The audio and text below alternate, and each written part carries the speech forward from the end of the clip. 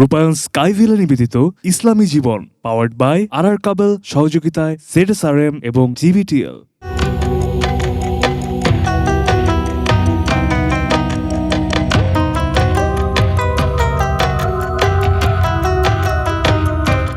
আসসালামু আলাইকুম ওয়া রাহমাতুল্লাহি ওয়া বারাকাতুহু।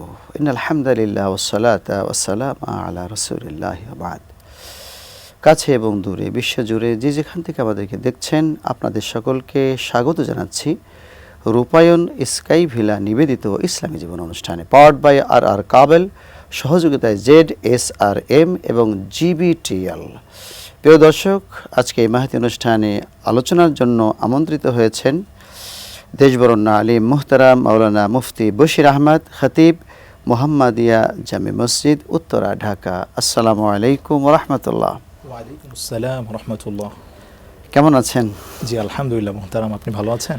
আলহামদুলিল্লাহ। রমজানের আজকের এই মুহূর্তে আপনাকে আমাদের অনুষ্ঠানে স্বাগত জানাচ্ছি। তো আজকে আমরা ইনশাআল্লাহ আলোচনা করব একটি ব্যতিক্রম ধর্মী সাবজেক্ট, সেটি হলো সন্তানের প্রতি পিতামাতার দায়িত্ব ও কর্তব্য।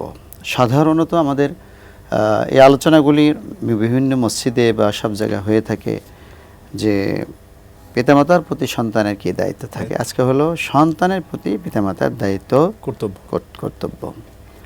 কারণ আল্লাহ পাক বলেছেন, ইয়া আইয়ুহাল্লাযীনা আমানু কু আনফুসাকুম ওয়া আহলিকুম নারা। হে ইমানদার লোকেরা, তোমরা নিজে বাঁচো দোজখের আগুন থেকে, তোমার পরিবারকে বাঁচাও। আর এই পরিবারের ভিতরে সন্তান কিন্তু একটি ভাইটাল একটি পয়েন্ট। তো আশা করছি আমরা ইনশাআল্লাহ আপনার কাছ থেকে এ বিষয়ে জ্ঞান গর্ভমূলক আলোচনা শুনব। আসসালামু আলাইকুম ওয়া রাহমাতুল্লাহি ওয়া বারাকাতুহু। বিসমিল্লাহির রহমানির রহিম। বিসমিহি সুবহানাহু ওয়া সু'দানা ওয়াস সালাতু ওয়াস সালামু আলা যিল মাজদি ওয়াল মাকানা মা বা'দ। সুপ্রিয় দর্শক শ্রোতা, কাছে দূরে গোটা বিশ্ব জুড়ে যারা দেখছেন আপনাদের প্রিয় চ্যানেল এটি নিউজের পর্দায় আজকের এই বরকতপূর্ণ আয়োজন, সবাইকে সাদর আমন্ত্রণ জানাচ্ছি।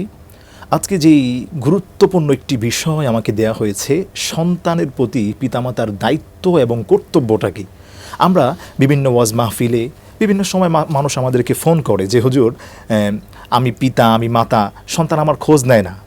মাতা পিতার উপর সন্তানের কী দায়িত্ব, এই বিষয়গুলো নিয়ে দেখা যায় আমরা জোরালো বক্তব্য দেই, ওয়াজ মাহফিলে আমরা কথা বলি, মসজিদের মেম্বর থেকে আমরা কথা বলি, সমাজের প্রত্যেকটা সেক্টরে দেখা যায় এই বিষয়গুলো মানুষের সামনে থাকে। কিন্তু আজকের এই ব্যতিক্রমী একটি আয়োজন, সন্তানের প্রতি পিতামাতার দায়িত্ব কর্তব্যটা কি।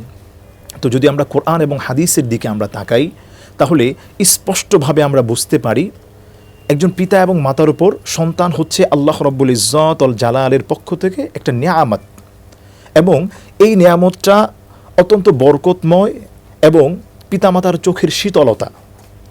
আল্লাহর হাবিব সাল্লাল্লাহু আলাইহি ওয়াসাল্লাম বলে দিয়েছেন যে পিতা এবং মাতা, তাদের উপর আল্লাহ রাব্বুল ইজ্জত ওয়াল জালাল, মানুষকে আল্লাহ তাআলা সৃষ্টি করেন।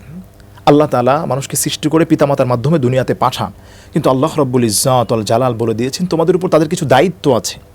সেই দায়িত্বটা যদি আমরা শুরু করি, একটা মানুষ জন্মের পর থেকে, একটা শিশু যখন জন্মগ্রহণ করে ওই সময় থেকেই পিতামাতার উপর দায়িত্ব এবং কর্তব্য শুরু হয়ে যায়।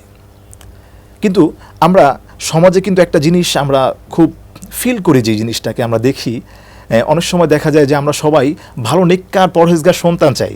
অনেকে বল, হুজুর আমার সন্তানটা নেককার হোক, পরহেজগার হোক, আল্লাহওয়ালা হোক, এটা আমি চাই, আমার সন্তানটা আল্লাহর ওলি হয়ে যাক। কিন্তু আমরা কিন্তু এটা চাই না যে ভালো সন্তানের জন্যে আপনার ভালো পিতা লাগবে, ভালো মাতা লাগবে। একজন মা যদি ভালো হয়, তার সন্তানটাও ভালো হবে। এজন্য বলা হয়েছে, তুমি আমাকে একজন গর্বিতা শিক্ষিত মা এবং একজন নেককার পরহেজগার মা দাও, আমি তোমাকে একটি জাতি দিয়ে দিব। সুবহানাল্লাহ। এখন আমাদের সমাজে আরও একটি কথা আছে, বৃক্ষ কি, বৃক্ষ তুমি কি, তোমার পরিচয় হচ্ছে ফলে, বৃক্ষ তোমার নাম কি, ফলে পরিচয়। তো এখন আমরা যদি ফল যদি আমরা ভালো চাই, আগে গাছটা তো ভালো হতে হবে। এখন আমি যদি আম গাছ লাগানোর পরে যদি আমি বলি যে না কাঁঠাল হবে, তাহলে কিন্তু সম্ভব না। সো এই জন্য প্রথমত হচ্ছে পিতা এবং মাতাকে ভালো হতে হবে। এই জন্য যখন আমরা সমাজের মধ্যে বিবাহ সম্পাদন করি, ওই সময়টাকে ভালো একটি পাত্র নির্ধারণ করা, নেককার পরহেজগার পাত্রী নির্ধারণ করা, তাহলে কিন্তু ভালো কিছু আপনি পাবেন। এটা হচ্ছে প্রথম কাজ। দ্বিতীয় কাজ হচ্ছে, সন্তান যখন আপনার জন্ম হবে, জন্ম হওয়ার পরে আপনার কিছু দায়িত্ব এবং কর্তব্য আছে। এবং প্রত্যেকটা দায়িত্ব কর্তব্য সম্পর্কে আল্লাহ তাআলা আপনাকে জিজ্ঞেস করবেন। হাদিসের মধ্যে আসছে, আল্লাহর হাবিব বলেন, আলা কুল্লুকুম রা ওয়া কুল্লুকুম মাসউলুনা আন রাইয়াতিহি, তোমরা প্রত্যেকেই কিন্তু দায়িত্বশীল এবং তোমাদের এই প্রত্যেককেই তোমাদের দায়িত্ব সম্পর্কে আল্লাহ তাআলা জিজ্ঞাসিত করবেন। আপনার এই পরের বিষয়গুলো ইনশাল্লাহ শুনবো, তবে আমাদের একটি বিরতি নিতে হবে। প্রিয় দর্শক, আপনারা দেখছিলেন রূপায়ণ স্কাই ভিলা নিবেদিত ইসলামী জীবন অনুষ্ঠান। আমরা একটি বিরতি নিচ্ছি, বিরতির পর আবারও আপনাদের পাবো বলে আশা করছি।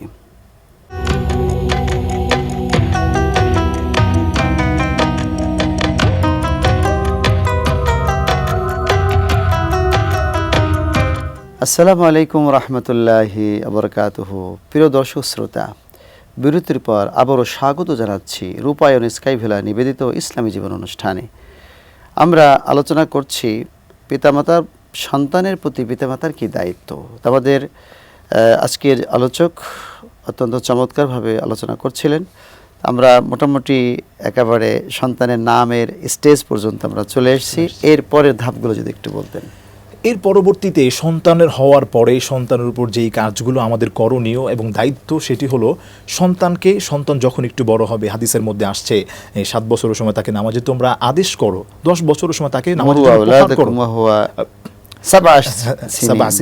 তোমরা এই সময় ছেলেদেরকে মেয়েদেরকে তোমরা নামাজের জন্য হুকুম করো, এরপর যদি সে না পারে তাকে প্রহার করো। আল্লাহর হাবিব এটা বলছেন। তো আমাদের দায়িত্ব 10 বছরের সময় তোমরা তাকে প্রহার করো, এরকম কিন্তু সতর্কবার্তা হাদিসের মধ্যে দিয়ে দিয়েছেন। এর পরবর্তীতে যখন আমার সন্তানটা দেখা যায়, সন্তানকে আমার ভালো ভালো শিক্ষা দিতে হবে, নামাজের শিক্ষা দিতে হবে, কোরআন তিলাওয়াতের শিক্ষা দিতে হবে, জানাজার দোয়া কিভাবে পড়তে হয়, এই ঈদের নামাজ, জানাজার নামাজ, এই যেগুলো আমাদের উপর ফরজ, তলাবুল ইলমি ফারিদাতুন আলা কুল্লি মুসলিমি ওয়া মুসলিমা। আল্লাহর হাবিব বলে দিলেন, তোমাদের উপর, যাদের উপর তোমরা যারা অন্য সাইডগুলো আমরা শিখবো, ডক্টর, ইঞ্জিনিয়ার, আপনি আপনার সন্তানকে যা মন চায় আপনি তা বানান, কিন্তু আল্লাহর কোরআনটা আপনি শিক্ষা দেন। যতটুকু শিক্ষা তার উপর ফরজ হয়েছে, যেগুলো জানলে সে ইসলাম মতো চলতে পারবে, নামাজ পড়তে পারবে, কোরআন তেলাওয়াত করতে পারবে।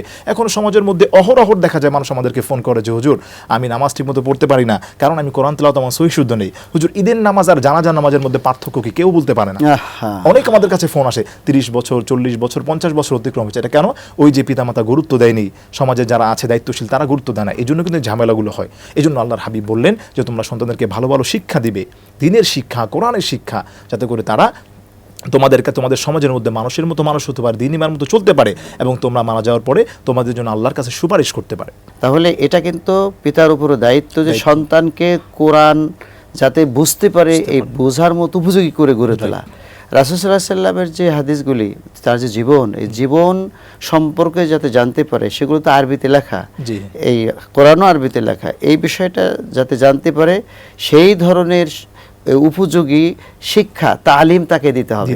ওইভাবে তালিম না দিয়ে যদি বলে না আমার ছেলে খুব ভালো কোরআন শরীফ পড়তে পারে, তো কোরআন শরীফ পড়তে পারলে সে ভালো হয় না, কোরআন শরীফ তেলাওয়াত করতে পারলে সে কোরআন জানে না, হাদিসের ইবারত ওগুলি মোটামুটি পড়তে পারলে কিন্তু সে হাদিস জানে না। এই জন্য কোরআন হাদিস বোঝার মতো ক্যাপাবল করে দিতে হবে সন্তানদেরকে, তাহলে পিতামাতার দায়িত্বটা কিছুটা হলেও পালন হবে। এই জন্য শিক্ষা ব্যবস্থা, এখন যদি আপনি বলেন যে কেমন শিক্ষা ব্যবস্থা হওয়া উচিত?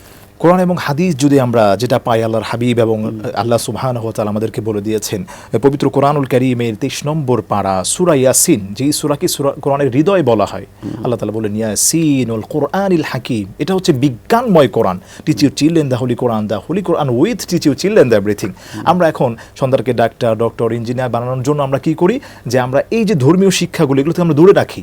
আপনি দেখেন, যখন সন্তানকে আমরা পড়াই, প্রাইভেট পড়ানোর জন্য একটা সাবজেক্ট যখন আমরা কোনো টিচার নিয়োগ করি, ওই ক্ষেত্রে কিন্তু 5,000, 10,000, 15,000 টাকা পর্যন্ত তাদেরকে আমরা রেখে দেই। এত কম না, আরো বেশিও হয়ে যায়। তো কিন্তু আমরা যখনই দেখা যায় কোরআনের সাবজেক্টগুলো আসে, হুজুরের বেতন 100 টাকা, মাস গেলে 300 টাকা, হাইট গেলে 1,000, 2,000 টাকা, মানে অবমূল্যায়ন আমরা করছি। এবং কোরআনকে আন্ডার এস্টিমেট করা হচ্ছে, কোরআনিক শিক্ষা, এটা কিন্তু দারুণ কবিরা গুনাহ হবে। এই জন্যই দেখবেন ম্যাক্সিমাম ফ্যামিলি থেকে আমাদের কাছে ফোন আসে, হুজুর আমার সন্তানটা এখন অনেক বড় চাকরি করে, অনেক বড় ডক্টর হয়েছে, সে কিন্তু আমাকে বৃদ্ধাশ্রমে রেখে দিয়েছে। সন্তানের প্রতি যে পিতামাতার দায়িত্ব আছে, আমরা যে পিতামাতা, আমরা যেন সেই দায়িত্ব পালন করতে পারি। আল্লাহ পাক আমাদের সকলকে তৌফিক দান করুন। আর আপনি কষ্ট করে আমাদের ইষ্ট দিতে এসে আলোচনা করেছেন, এই জন্য আপনাকে অসংখ্য ধন্যবাদ। জাযাকাল্লাহ। আর আমাদের দর্শক এতক্ষণ যাবত আমাদের থাকার জন্য আপনাদেরকে ধন্যবাদ জানিয়ে আজকের মতো এখানে শেষ করছি। আসসালামু আলাইকুম ওয়া রাহমাতুল্লাহি ওয়া বারাকাতুহু। ওয়ালাইকুম